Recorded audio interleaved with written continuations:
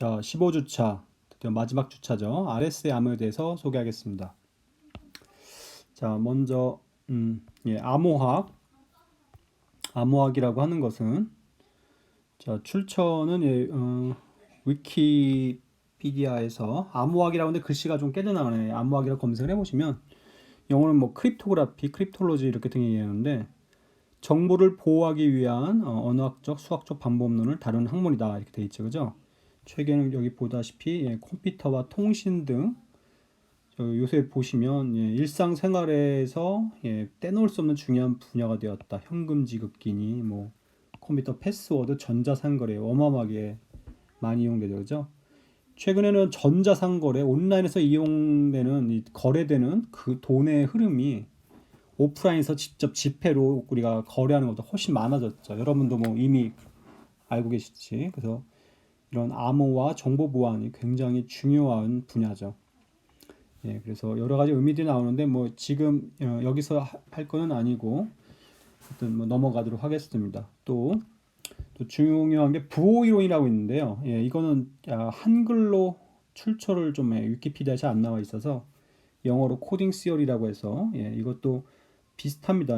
뭐 데이터 압축 또는 뭐 오류 판정, 오류 검색, 뭐 수정, 오류 데이터 전송, 등등의 뭐 정보 이론, 전자공학, 뭐 수학 등 많은 한다는 거고요. 두 가지 차이점은 뭐냐면 암호는 그 중간에 나쁜 의도를 가진 적대적인 의도를 가진 사람이 개입한다는 걸 가정을 합니다.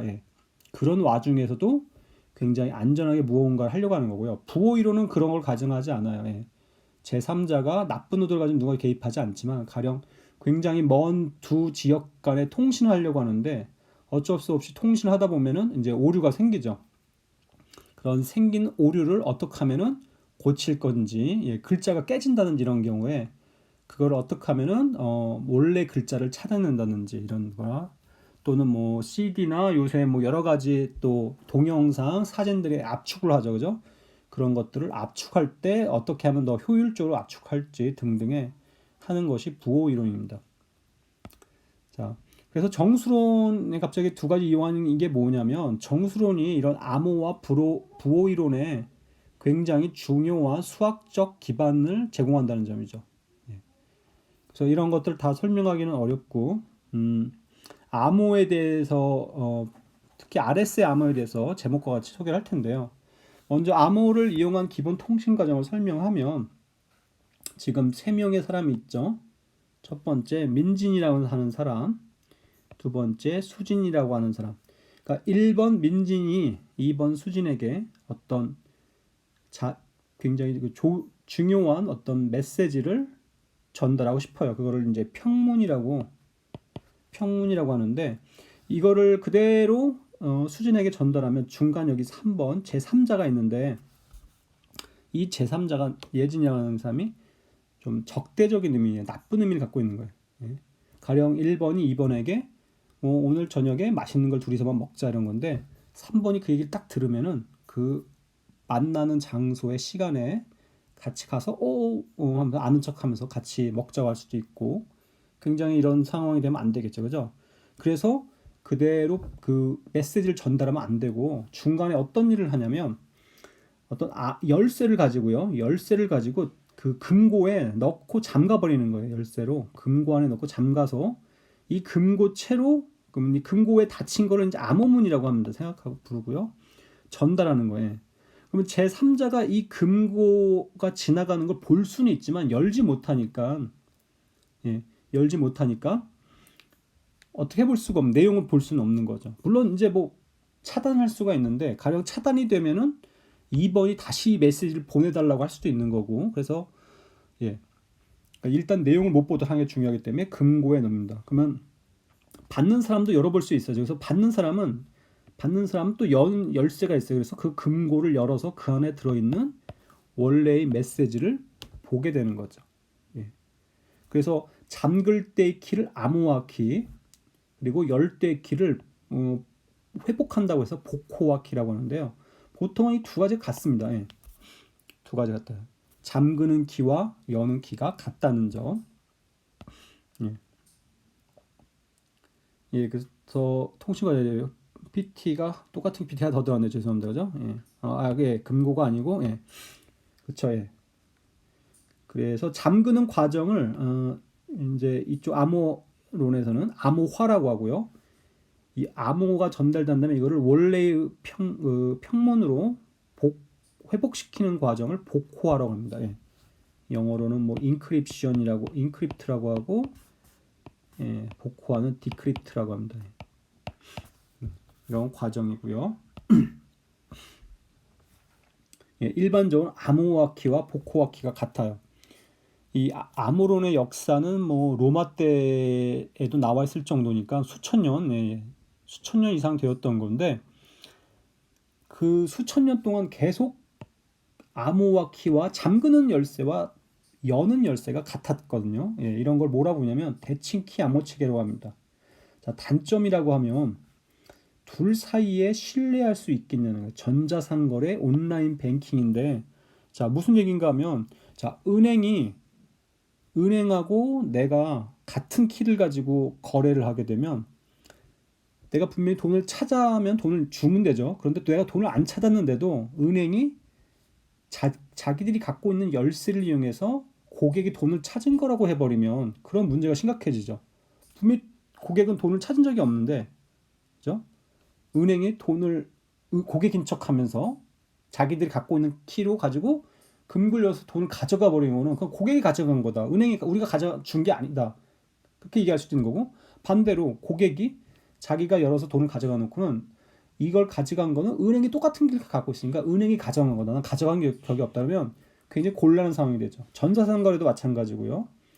이게 한 가지 문제점이고 그리고 세 명 사이에서 자 주고받으려면 통신을 하든 뭔가 주고받으려면 자 세 명이 다 같은 키를 A, B, C가 세 명이 다 같은 키를 가져버리면 편하지만 문제는 C가 A인 척을 할 수가 있는 거죠. C가 A인 척을 할 수가 있게 되고 또는 뭐 반대로 A가 자기가 보내놓고는 내가 아니라고 C가 보낸 거라고 주장할 수도 있고 굉장히 복잡해져. 그럼 어떻게 되냐?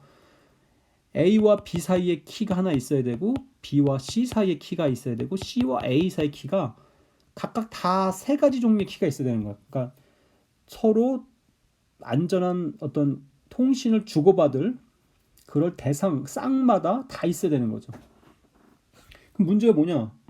100명에서 안전하게 연락을 주고받으려면 몇 개 키가 있어야 되냐? 이거는 조금 생각해 보시면 100 콤비네이션이라는 걸 알 수가 있어요. 그죠? 100명에다 2명을 골라낸 조합마다 열쇠 수가 있어야 되고 이건 대략 그러면 100 곱하기 99 곱하기 나누기 2니까 엄청 크죠. 그죠? 그러니까 n명이라고 하면 n 콤비네이션이니까 거의 제곱에 비례해서 늘어나거든요. 그러니까 100명일 때도 이렇게 하면은 예, 대략 한 5,000개 정도가 좀 안 되죠. 예, 4,950개인가요? 예. 이렇게 많은 열쇠가 필요한 거죠. 근데 100명이 아니고 현대 이 거래를 생각하면 억 단위가 되기 때문에 1억 명에서 두 개를 콤비네이션 하는 거면 무려 예, 얼마가 되나요? 조경 예. 한 5,000조개 예. 그러니까 어마어마하게 많은 숫자가 필요하게 되는 겁니다. 그러니까 사람이 많을수록 안 좋은 거죠. 자, 그런데 여기서 획기적인 게 예, 여기 비대칭키 암호. 그러니까 제목을 알 수 있는 게 뭐냐면 암호화 키와 복호화 키가 다른 겁니다. 예. 암호화 키와 복호화 키가 다른 거고 이거를 다른 말로 공개 키라고 합니다. 뭐냐면은 각자의 암호화 키를 그 자기 이름을 붙인 다음에 모든 사람이 공개를 해요. 예. 공개를 해가지고 그 사람한테 뭔가 메시지를 보내고 싶으면 그 공개된 그 사람의 키를 가지고 공개된 키를 가지고 잠가서 그 사람한테 보내는 거예요.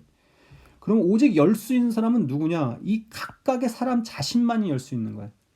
보내는 건 누구든지 공개된 키를 가지고 잠글 수 있고요. A의 키를 가지고는 모든 사람이 잠가서 A에 전달하면 그 열 수 있는 A의 여는 키는 A만이 갖고 있는 거죠. 그리고 B에게 보낼 때 잠그는 암호화 키는 B의 암호화 키는 공개되어 있으니까 누구나 보낼 수 있지만 그걸 역시 열어서 볼 수 있는 사람은 오직 B만이 B의 복호화 키를 갖고 있는 거죠. 이렇게 하는 게 비대칭 키 또는 공개 키라고 하는 거고요. 대표적인 게 오늘 소개할 RSA입니다. 근데 여기까지만 설명을 들으면 잘 상상이 안 되죠, 그죠? 아니 도대체 잠그는 열쇠와 여는 열쇠를 어떻게 다르게 할 건지 상상이 잘 안 됩니다, 그죠? 굉장히 궁금하실 텐데요. 자, 그러기 위해 먼저 문자를 숫자로 바꿉니다. 특히 자연수로 바꿉니다. 예. 뭐 비밀번호 문자 메시지 같은 경우도 있고 아니면은 뭐 실생활의 숫자도 있는데 어쨌든 이거를 이제 자연수로 바꾸거든요. 예를 들게서 그냥 문자 5개만 존재한다고 생각을 하고요. 간단하게 각각의 A, B, C, D 5개 문자에 숫자 1, 2, 3, 4, 5를 대응해 주는 거예요. 그래서 가령 BED라고 하는 문자를 보내고 싶으면 BED는 B가 1, E가 4, D가 3이니까 143이라고 하는 숫자를 생각하고요. CAB 이거라고 한 단어는 마찬가지 보시면 201이라고 하는 숫자를 바꿀 수 있죠. 그냥 이어붙이는 거죠. 근데 약간 비효율적입니다. 그죠? 왜냐하면 여기 숫자를 보시면 5부터 9까지의 수는 사용하지 않거든요. 그래서 이 경우 0, 1, 2, 3, 4만 사용하니까 오진법을 이용하자는 거죠. 즉 무슨 얘기냐? BED라고 하면 오진법으로 143이라고 생각하는 거죠. 그럼 이거를 다시 시진법으로 우린 이해를 해야 되는데요. 어떻게 바꾸냐? 진법을 생각해 보시면 십진법에서의 원래 143은 1이 100이 하나, 10이 4개, 1이 3개인 거로 이해하죠. 오진법에서는 143이라고 하면 5의 제곱이 1개, 5의 1제곱이 4개, 1이 3개인 거로 이해합니다. 즉 143 오진법은 방금 앞에 설명같이 이렇게 더하면 되니까 십진법으로 48이 되는 거죠. 이렇게 전달하면 숫자의 길이도 줄어드니까 편하고요. 실제로는 이제 십진법으로 안 바꾸고 컴퓨터에서는 이건 사실은 이진법으로 바꾸거든요. 어쨌든 이거는 잠깐 이제 넘어가고요. 어떻게 표현에 따라 다른 거니까. 자, 반대로 숫자를 그럼 문자를 어떻게 바꾸냐? 나눗셈을 이용하면 됩니다. 나눗셈을 오진법으로 바꿔야 되는데 오진법 변화는 여러분들 뭐 중학교 때쯤 배우셨겠죠. 하지만 나눗셈 이용하면 되고요. 어떻게 하냐면 주어진 숫자 48이 있으면 일단 5로 나눈 목과 나머지를 보는 거예요. 목과 나머지. 그럼 이 부분을 다시 5로 나눈 목과 나머지로 보는 겁니다. 그러니까 몫을 다시 목과 5로 나누고 또 거기서 나온 몫을 또 5로 나누어 해서 더 이상 안 나눠질 때까지 몫이 더 나눠지지 않을 때까지 해주면은 그러니까 9를 또 나눠서 얘를 여기다 대입을 해보면 이렇게 되죠. 이거를 그냥 어떤 사람들은 이거를 9 곱하기 5 더하기 3이니까 48 48이네 이러시면 안 되고요. 이렇게 하면 안 되고 지금은 일부러 이렇게 5를 기준으로 쪼갠 거니까 이걸 잘 정리하면은 이렇게 되죠.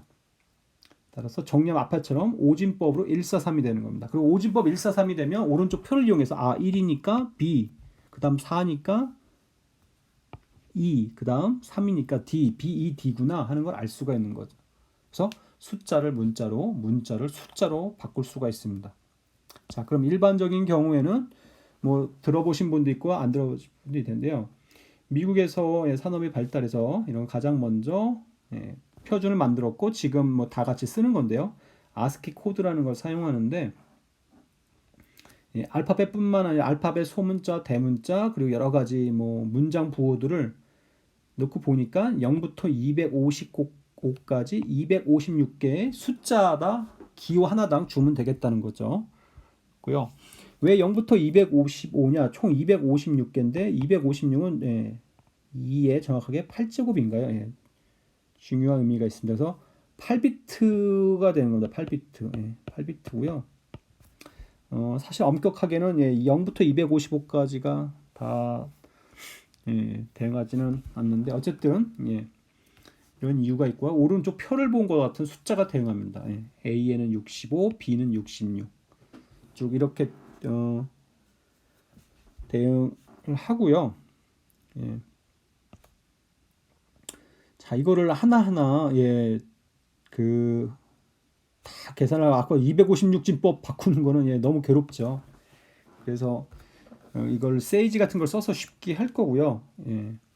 여기 이쪽부터 입력을 하시면 되고 인터랙트라고 하는 특이한 명령어가 있습니다. 이렇게 하면 새로 뭔가 함수를 만들었을 때 이게 자동으로 어떤 이렇게 폼이 어떤 양식이 떠서 직접 이제 보여드릴 건데요. 어떤 걸 그냥 대입을 하시면 됩니다. 대입을 바로 어떤 하실 수 있게 되고요. 자, 여기서 의미는 이제 어떤 문자열을 입력 받거든요. 근데 여기 두 번째 이거를 하면 이건 이제 디폴트가 됩니다. 디폴트 값으로 그러니까 여러분이 바꾸셔도 되고 안 바꾸면 얘가 그냥 자동으로 들어가는 거거든요. 어쨌든 굉장히 어떤 영화에서 나온 유명한 문장이죠. 그래서 그거를 이 바꾸고 싶은 문장을 일단 스트링으로 바꿉니다. 스트링을 바꾸고 그걸 스트링의 약자 str을 써서 바꿔주고요. 이렇게 되면 이게 어떤 의미가 되냐면 얘가 s가 됐으면 얘는 s의 0이에요. s의 0이고 두 번째 사실 빈칸이거든. 그게 s1이 되고요. 여기 a가 s2가 되고 이런 식입니다. 쭉 가가지고요. 그걸 ord라고 하면 그거를 숫자로 바꿔주는 거 숫자. 근데 이게 앞에서 말하는 이 숫자들을 바꿔주는 겁니다. 각각의 알파벳을 거기에 해당하는 숫자로 바꿔준 다음에 그러니까 이게 0의 자리인 거죠. 얘가 0의 자리, 1의 자리, 5의 자리, 여기가 25의 제곱자리 이렇게 되는 거거든요. 아니 죄송합니다. 256 진법이니까 여기가 256으로 봤을 때 이제 1의 자리, 여기가 256의 자리 그게 식으로 되는 거죠. 그래서 첫 번째 가는 그냥 그냥 더하고 두 번째는 256을 곱해서 더하고 세 번째는 256의 제곱을 곱해서 더하고 쭉 해가지고 그걸 다 더하는 거거든요. 다 더하는 걸 보여주는군요. 그래서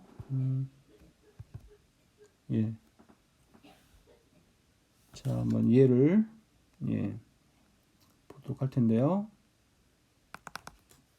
제가 미리 이렇게 입력을 해놨습니다. 입력을 해놨고요. 다시 한번 이밸류 평가를 해보겠습니다. 하면 문자열은 아까 여기 위에 제목이 그대로 들어가 있고 여기 뭐 I'm your father 했더니 굉장히 긴 숫자죠. 이거 256 진법으로 바꿔서 다시 이거를 10진법으로 보여준 거죠. 10진법으로 이렇게 한 거고요. 여기를 가령 여러분이 뭐 바꿀 수가 있습니다. 뭐 그냥 단어로 좋은 뜻에 가진 단어로 하고 바깥쪽을 누르시면 됩니다. 이 입력창의 바깥쪽을 딱 눌러주면 변환이 되는 거죠. 이런 숫자로 변환이 되고요. 다시 돌아와서 그럼 반대로는 어떻게 하냐? 반대로는 예를 들어 이런 숫자가 들어왔다고 가정을 하면요. 제목은 숫자라 해서 이건 디폴트죠. 이건 아무것도 안 넣었을 땐 이걸 가지고 계산을 해주는 거고 그냥 여러분이 원하면 그 입력창에다 여러분이 원하는 걸 대입하시면 숫자를 넣으면 그거에 해당하는 어떤 그 문자로 바꿔주는 거고요. 일단 혹시 이게 숫자가 입력이 안 될 수 있으니까 인티저라는 명령을 써서 반드시 얘가 숫자라는 걸 알려주고요. 이제 숫자를 하나하나 문자를 만들어내니까 빈 어떤 리스트를 하나 정한 다음에 어떻게 하냐면 좀 복잡해 보일 텐데요. 그 256으로 나눈 나머지를 이건 문자로 바꾸는 겁니다. 문자로 바꿔서 집어넣는 거예요. 집어넣고요. 첫 번째에다 집어넣고 그리고 n을 그 몫으로 바꿔버린다. 몫으로 바꿔버리고요. 그러면 다시 위로 올라가서 0이 아니면 내려와서 다시 n을 256 나눈 나머지만 보는 거죠. 그러니까 첫 번째 자리 보는 거, 두 번째 자리 보는 거 이런 식으로 반복해서 보는 겁니다. 그래서 보시면은 앞에서 여기 좀 아이고 여기서 보시면은 어떤 숫자를 5로 나눈 몫과 나머지 이렇게 나누고요. 이 몫을 다시 5로 나눈 몫과 나머지 이렇게 보는 거거든요. 그리고 다시 요 몫을 다시 5로 나눈 몫과 나머지 봐야 되는데 이제 1을 5로 나눌 경우에 그 몫이 0이 돼 버리니까 더 이상 할 필요가 없죠. 그래서 멈추는 겁니다.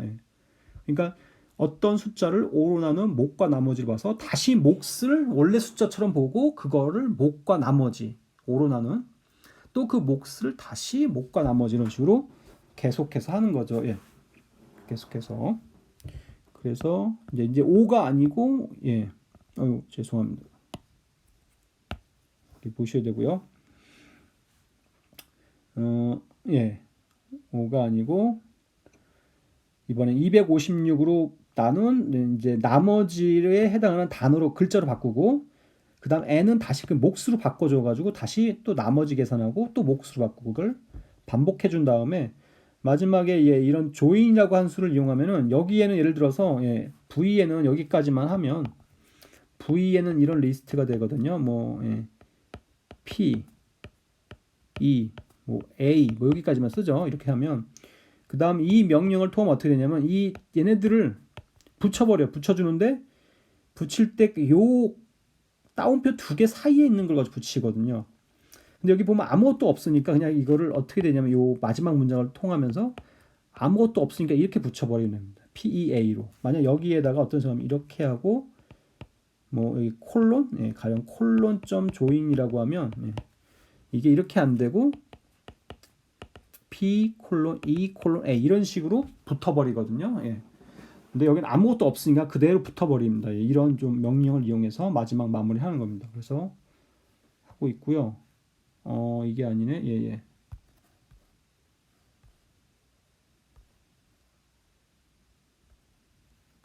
예. 예. 네, 저거를 그래서 세이지 예제를 이제 보여드려야 되고요. 제가 이제 예전에 했던 내용들인데, 예. 자, 요 자료들은 여러분 자료실에 다 올려드릴 테니까, 예, 그때 보시면 될 것 같고요. 여기 세이지에 가서, 예, 예, 여기에다가, 예.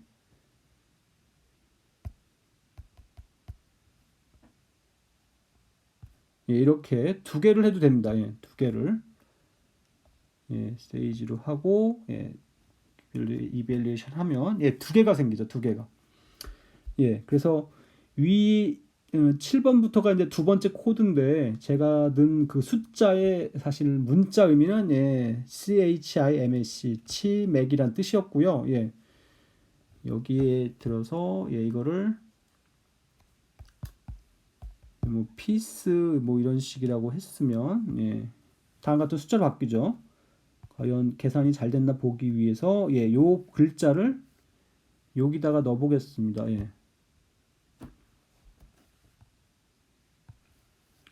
지구 바뀌면 예. 그러니까 433922153328이라는 거를 256진법으로 이건 10진법이죠. 바꿔서 각각의 두 글자 256진법이니까 그거에 맞게 끊어 가지고 하나하나 알파벳이나 어떤 문장부로 바꿔 주면 예, 그게 피스라고 하는 게 단어가 된다는 거죠. 예. 그래서 여러분들이 한번 보시면서 숫자를 바꿔 보면 어떤 주어진 문장이나 이런 것들을 다 숫자열로 바꿀 수 있겠다. 이걸 이해하실 수 있겠죠. 이게 아니고, 예. 그래서, 예, 좀 쉬었다가, 그러면 이제 본격적으로 어떻게 RSA를 구현하는지 사실 굉장히 간단합니다. 예, 보면은 굉장히 복잡한 이런 걸 쓸 것 같은데 여러분들이 이제 지금까지 배운 사실은 거의 정수론 배운 거에 한 중간고사까지의 내용만 가지면 굉장히 일단 이 전체적인 알고리즘 아주 간단하고 쉽다는 걸 알 수 있거든요. 예, 어쨌든 조금 브레이크했다.